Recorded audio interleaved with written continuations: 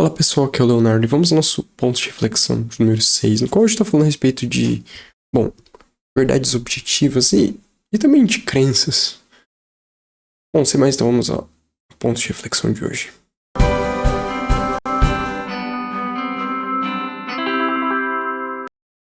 Bom, antes de mais nada, o que são, verdades objetivas e qual a sua importância?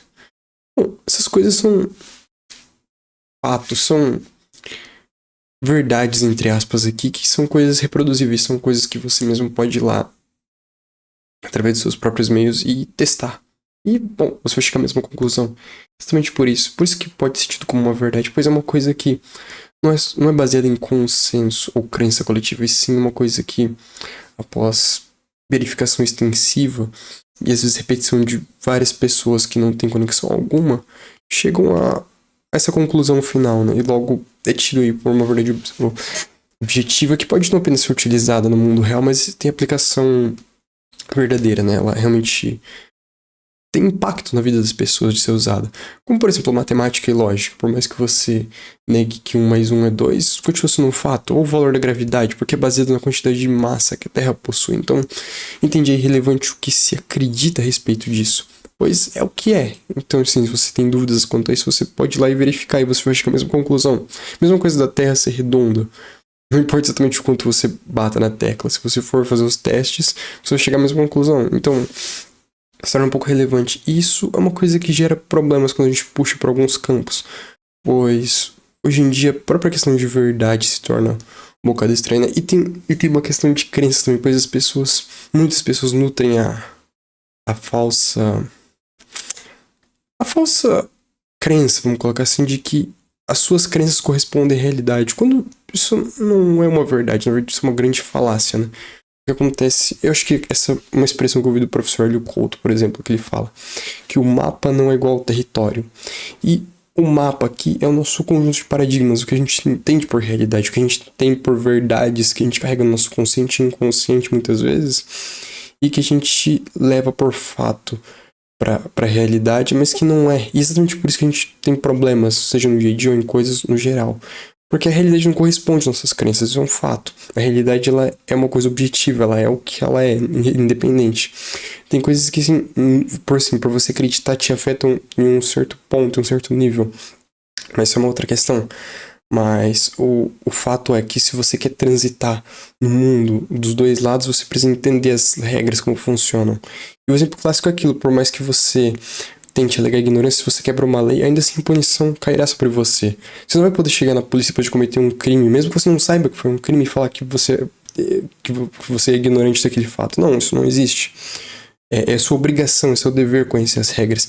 E é assim que o mundo funciona, o universo funciona assim, pois por mais que a gente se negue a aceitar essas regras, isso aplica para muitas coisas, isso é um conceito meio que universal aqui, essa questão de verdades objetivas e de crenças, pois ela se remete a tantas outras coisas, ela cai. E até mesmo incomoda, porque tem muitas coisas que a gente nutre por dentro de nós mesmos, e é uma coisa que todos fazem. E a gente acredita naquilo, tem aquilo por fato, mas não é realidade. Tanto que assim, se você for realmente ir colocar aquilo a teste, chances são de que aquilo vai cair por terra, pois exatamente não tem um fundamento real, não é uma verdade, é apenas uma crença, e uma crença falsa ainda por cima. Ou seja, é uma coisa que traz sofrimento em um certo nível, porque você vai estar basicamente sendo o ovo que colide com a rocha, e o ideal não é isso, você ser água. Se você bate com a rocha, você simplesmente muda de forma e se adequa àquilo. E esse é o nosso desafio. O nosso desafio como humano não é você acreditar nesse mapa fixo, vamos colocar assim, que eu acho que essa metáfora é perfeita. Não é você achar que você tem um mapa fixo e imutável da realidade, não. À medida que você caminha no território, você precisa estar com uma caneta e ir lá e atualizar o mapa. Você tem que ir lá e riscar algumas coisas e às vezes rasgar um pedaço porque ele está completamente incorreto. Você vai lá e faz um novo. Isso é o nosso trabalho, o nosso dever como humanos o tempo todo. É atualizando esse mapa, é realmente buscando realmente nos atualizar e nos melhorar o tempo todo. É uma evolução constante. É realmente se aterrar de ponto da seguinte forma. Se você se depara com uma coisa que realmente não é coerente, não é real, Você ter a coragem e a humildade também de você aceitar que você tá errado, e você ir lá e mudar, e agir de acordo com essa mudança. Pois assim, você flui de forma natural na vida, você flui em todos os aspectos. Pois à medida que você realmente tem uma abertura a aprender e se atualizar nesse nível básico e profundo da coisa também, é claro que é por etapas, mas você vê que tudo se transforma, tudo meio que ganha uma nova substancialidade, uma nova cor até mesmo. E é um bocado, é um processo interessante de passar por isso. Por isso, eu acho que isso que aí que entra a questão do ego, né? As pessoas, elas se recusam a aceitar, às vezes, esse ultraje dessa falsa humildade. Falam, não, eu sou humilde, eu acredito nisso, aquilo. Não. Mas se você tem uma coisa que você acredita firmemente, aquilo é provado de forma consistente, como é correto, ainda assim você persevera naquilo, mesmo que ele cause sofrimento, isso não é humildade. Na verdade, isso é uma arrogância ultrajada de humildade, né? É uma justificativa para a ignorância, na realidade. Isso é problemático, porque se você persiste no seu erro, se você faz a mesma coisa e espera resultados diferentes, isso tem um nome, é insanidade. Então, o que se observa, na verdade, é uma insanidade coletiva humana nesse aspecto, porque as pessoas realmente fazem a mesma coisa e querem resultados diferentes lá no fundo. Isso não é possível, isso não é viável no mundo real, isso não é realista. Ou você se adapta à medida que você avança, ou você inevitavelmente vai encarar problemas, você vai sofrer sim por consequência natural, porque você resiste à mudança. E tudo tem movimento, sabe? O universo é movimento. Tudo, tipo, por mais que não pareça, a Terra se move numa velocidade altíssima. Tudo se move o tempo todo. Tudo evolui o tempo todo. E aqueles que se recusam a aceitar isso, inevitavelmente vão encarar consequências. Alguns um pouco mais severas aqui aceitem essa realidade, porque ela é inegável e imutável. Ou pode ser por amor, ou você pode simplesmente entrar em fluxo, aceitar e simplesmente se atualizando, se corrigindo. Isso se aplica todas as áreas da vida, não é só para uma coisa, não é só para conhecimento em geral, ou só para um tópico X ou Y. Se você aplica isso de forma universal, se você está realmente aberto a pegar o seu mapa e está constantemente adequando ele a esse território que sempre muda, também, pois o território também evolui o tempo todo. Uma coisa que era uma verdade, entre aspas, há 10 anos atrás, não é mais hoje. O mundo está constantemente mudando. E aqueles que não estão abertos a ter essa flexibilidade, a ter essa fluidez de ser realmente como água, que é uma coisa um pouco genial sobre pensar. A gente tem que ser como água. Acho que foi o Bruce Lee que falou isso, né? Aquele quote de que a gente tem que ser fluido como água. E é algo fenomenal, porque se você parar pra pensar, isso é o pináculo de você realmente existir de forma no qual você não causa dano a nada e você está sempre se adequando às coisas.